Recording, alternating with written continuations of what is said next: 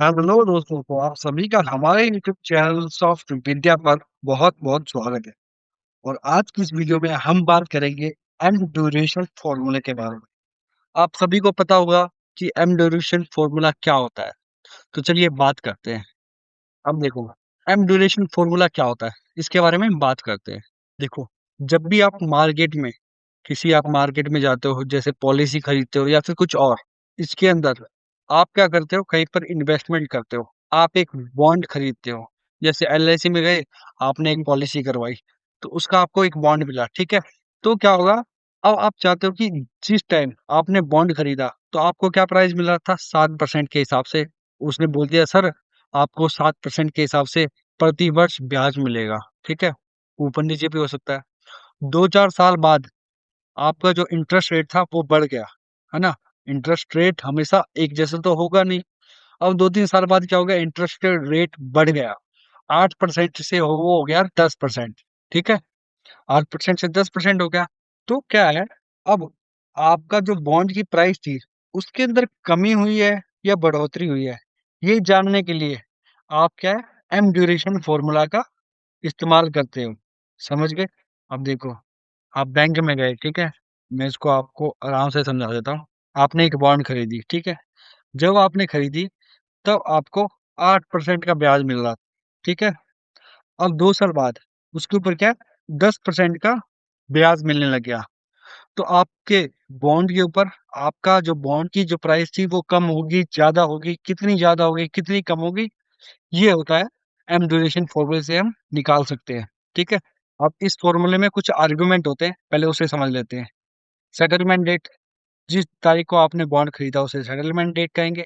Maturity date, जिस दिन आपकी जो बॉन्ड है वो मैच्योरिटी होगी उस डेट को मैच्योरिटी कहेंगे।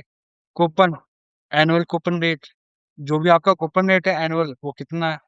यील्ड, एनुअल यील्ड कितना है, 6%, 7%, है ना। फ्रीक्वेंसी, साल में कितनी बार आपको कूपन मिलता है ना। और बेसिक्स मतलब डे काउंट, बेसिक ऑप्शन, ये तो आपको पता ही है। अब देखो बात करते हैं। सेटलमेंट डेट है, मान लो आप बैंक में गए 1/1/2026 को, मतलब 1 जनवरी, पहली तारीख 2026 को आप गए, एक आपने एक बॉन्ड खरीद ली बैंक में जाके, चाहे एलआईसी कंपनी में जाके या किसी भी कंपनी में जाके। वो क्या है, 2031 में क्या है, मेच्योरिटी हो जाएगी उसकी, ठीक है। 5 साल का आपको टाइम है। अब आपको इसके ऊपर कितना, 8% का कूपन मिल रहा है और उसकी यील्ड कितनी है, 7% की। अब आपको क्या निकालना है, यहाँ पर एम ड्यूरेशन फॉर्मूला निकालना है, ठीक है। मैंने यहाँ पर एम डी लिख दिया है, ओके। और यहाँ पर एम ड्यूरेशन फॉर्मूला निकालते हैं और मैं आपको समझाता हूँ। देखो, फॉर्मूला बार पे गए, फाइनेंशियल फॉर्मूला पे गए, और यहाँ पर आप क्लिक कर दोगे एम ड्यूरेशन फॉर्मूला पे। आपके सामने एक डायलॉग बॉक्स ओपन होकर आ जाएगा। और सेटलमेंट पे डेट पे क्लिक करो और यहाँ पर सेटलमेंट डेट सेलेक्ट कर लो। फिर मेच्योरिटी पे क्लिक करो और मेच्योरिटी डेट सेलेक्ट कर लो। अब कूपन पे क्लिक करो और कूपन सेलेक्ट कर लो। अब यील्ड पे क्लिक करो और यील्ड सेलेक्ट कर लो। और फ्रीक्वेंसी में आपसे पूछता है फ्रीक्वेंसी क्या डालना है। अब देखो, फ्रीक्वेंसी क्या होती है, आपको साल में कितनी बार जो कूपन है वो मिल रहा है, साल में एक बार या साल में 2 बार। हमें क्या है, कूपन 2 बार मिल रहा है, तो हम यहाँ डाल देंगे 2 और यहाँ कर देंगे इंसर्ट। तो देखो, आपके पास आ गया 4.1%। अब देखो, यदि आपके जो आपका जो बॉन्ड है, ये जो आपका बॉन्ड है ना, इस बॉन्ड के अंदर 1% का, कितने परसेंट का, 1% का ऊपर नीचे होता है या फिर बढ़ता है या फिर घटता है, तो फिर आपके बॉन्ड की प्राइस में 4.1% का इंक्रीज या फिर डिक्रीज हो सकता है। अब देखो, जब भी बॉन्ड वगैरह की बात करते हैं तो इसके अंदर दो चीजें होती है। जब भी इसके ऊपर इंटरेस्ट बढ़ेगा ना, तो आपके बॉन्ड की प्राइस कम हो जाएगी। और जब इंटरेस्ट घटेगा तब आपके बॉन्ड की प्राइस बढ़ जाएगी। अब ऐसा क्यों होता है, देखो, इस चीज को मैं आपको आसान भाषा में समझाता हूँ। आपने एक बॉन्ड खरीदा, ठीक है। बॉन्ड खरीदा, और ये आपने कब खरीदा, 2015 में, ठीक है। इस टाइम आपको जो प्राइस मिल रही थी वो मिल रही थी 8% के हिसाब से, ठीक है। कितने परसेंट के हिसाब से, 8% के हिसाब से। अब क्या आ गया, अब आ गया 2020, ठीक है। अब इस अब जो आप नया बॉन्ड खरीदोगे उसके ऊपर 10% का आपको क्या मिलेगा, इंटरेस्ट मिलेगा, ठीक है। जो न्यू बॉन्ड खरीदोगे उसके ऊपर आपको कितना मिलेगा, 10% का बियर जो है ब्याज मिलेगा, इंटरेस्ट मिलेगा। तो कोई भी बंदा आपका ये जो पुराना बॉन्ड है वो खरीदेगा तो उसको तो घाटा होगा ना, है ना।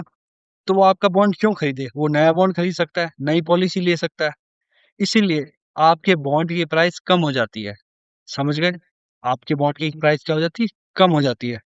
अगर अगर जो न्यू बॉन्ड है, इसकी प्राइस हम कम कर दें, मतलब पहले आपको 8% पे आपने जो खरीदा था, अब महंगाई की वजह से आपका ये बॉन्ड है, इसकी प्राइस 6% हो गई है। तो क्या होगा?